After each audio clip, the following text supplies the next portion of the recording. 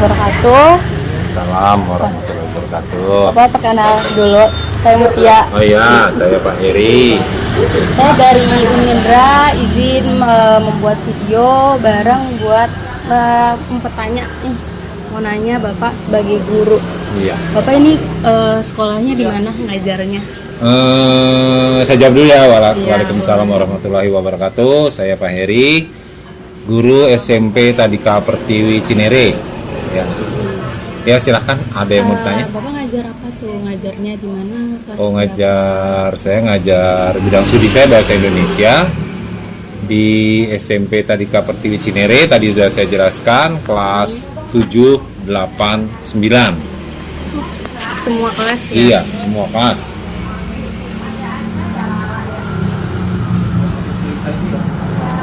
Pertanyaan pertama nih.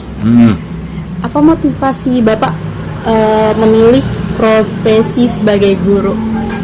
Guru adalah suatu pekerjaan yang sangat mulia, tidak bisa diukur dengan satu apapun. Jadi kalau seorang guru itu ibaratnya bekerja dengan hati. Kalau sudah dengan hati berarti kita harus hati-hati dengan apa yang kita lakukan. Jadi guru itu suatu motivasi untuk saya kehidupan kedepannya, bahwa apapun yang kita lakukan kalau dengan niat tulus mendidik, itu bukan hanya mengajar. Mendidik adalah menghasilkan orang yang berbudi pekerti yang luhur, mempunyai attitude yang baik. Jadi motivasi saya mencerdaskan anak bangsa Sebagai teladan. Iya. Boleh. Baik, ini pertanyaan kedua ada, bagaimana cara Bapak menghadapi itu tantangan dalam proses pembelajaran di kelas? Nah, menghadapi tantangan pembelajaran di kelas itu kita jangan pakai tebang pilih. Maksudnya jangan kita menilai orang atau si anak si A paling pintar, si B paling tidak. Semua anak adalah bangsa. Itu semua anak adalah benih untuk kita semua. Apapun, siapapun mereka adalah anak kita, anak didik kita yang nanti menjadi generasi penerus bagi bangsa kita. Oh, jadi semuanya kita ajarin, nggak ada tuh yang ini yang baik, ini yang buruk. Oh, iya. Jadi semua rata sama. Rambut sama hitam, tapi kan perilaku kita beda-beda. Jadi kita harus sama. Jadi nggak boleh ada yang sifatnya kita si A yang paling ini, si B. Pintar. Nah, Oh, iya. jadi guru tuh harus seperti itu, adil semua. Yang ketiga ada, menurut Bapak nih, apa peran utama guru dalam membentuk karakter peserta didik? Guru itu kan digugu dan ditiru. Jadilah guru yang bisa menjadi contoh dan teladan bagi siapapun. Jadi kan kita ada di Tuturi Handayani. Ing ngarso sung tulodo ing madya mangun karso tuturi handayani. Di belakang kita mendorong, di tengah kita mengadeng, di depan kita mengajak. Jadi semua guru tuh harus seperti itu. Jadi contohlah yang baik. Jadi teladan yang baik Iya. buat murid-muridnya.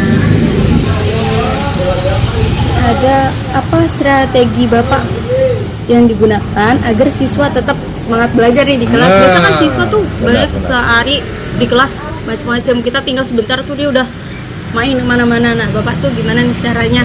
Yang pertama sekarang kan lagi digalakkan oleh pemerintah adalah sekolah ramah anak. Jadi ramah anak itu guru harus bisa berperan sebagai teman, sebagai sahabat, juga sebagai orang tua. Nah, kalau itu sudah kita dapat dan anak merasa nyaman, insya Allah itu akan berhasil. Jadi metode yang saya lakukan adalah seperti itu. Pendekatan menyeluruh kepada siswa semuanya, semua siswa. Udah gitu kita sebagai ayah, sebagai orang tua, berarti harus orang tua yang bagaimana? Berarti yang bisa menjadi contoh teladan bagi mereka. Jadi buatlah senyaman mungkin, seramah mungkin, karena sekolah ramah anak itu sedang digalakkan oleh pemerintah kita. Seperti itu. Ini ada bagaimana nih harapan Bapak terhadap dunia pendidikan di masa depan? Gitu. Kita kan mungkin 2045 maunya jadi negara emas. Iya, gini. Harapan kedepannya, yang pertama kita ingin kembali mendudukkan pertama masalah etika dan moral.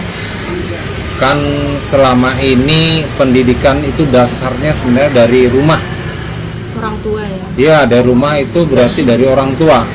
Bagaimana pembentukan karakter orang tua itu insya Allah begitu anak itu ke sekolah, guru itu tinggal menambahkan, menjaga anak itu tetap menjaga attitude, karena karakter dengan sendirinya ke depannya kalau tidak ada yang mendampingi ataupun apapun ya nanti akan, negara ini kan tiang dari semua ini adalah pendidikan. Tanpa ada pendidikan, apalagi ada pendidikan berkarakter. Nah, berkarakter itu salah satunya kan ada etika di situ. Nanti ada pembelajaran namanya deep learning dan lain sebagainya. Nanti juga ada 8 kategori yang harus kita belajar dari deep learning itu apa? Salah satunya ya di situ sekolah menjadi contoh ataupun menjadi ya katakanlah rumah kedua bagi mereka. Kedepannya Indonesia ini ya lebih berkarakter dan berpendidikan. Itu ya. Bapak terima kasih, cukup 5 pertanyaan aja. Nah, untuk setelahnya nih Bapak ada sampingan nggak? Setelah sekolah selesai mungkin Bapak ada pekerjaan sampingan? Saya pernah ditanya oleh orang-orang itu, Bapak sebenarnya apa sih pekerjaannya? Pekerjaan saya adalah seorang pedagang ya di salah satu rumah makan, dan kebetulan saya merintis dan mempunyai rumah makan Padang nih, karena saya orang dari Sumatera Barat, Minang. Asli Kok Padang. begitu? Ya. Lah, ngajar apa? Ngajar adalah hobi. Kalau hobi tidak akan pernah bosan sampai akhir hayat. Itu dia. Nah, Yang ini satu rumah hobi. makan ya. Yang kedua ada rumah makannya ya. Rumah makan. Rumah makan. Guys, oke. Jangan lupa ya guys, kalau kalian ada lewat kalau ada kalian lewat di sini di Cilandak di Gang Bakti, kalian bisa ke sini ya, mampir di samping Mbak Sanur, Cafe Sanur, kalian bisa mampir ke rumah Padangnya Bapak Heri. Bapak terima kasih atas pertanyaan dan jawabannya. Semoga Bapak sukses selalu dan rumah makannya laris. Amin, amin. Terima kasih.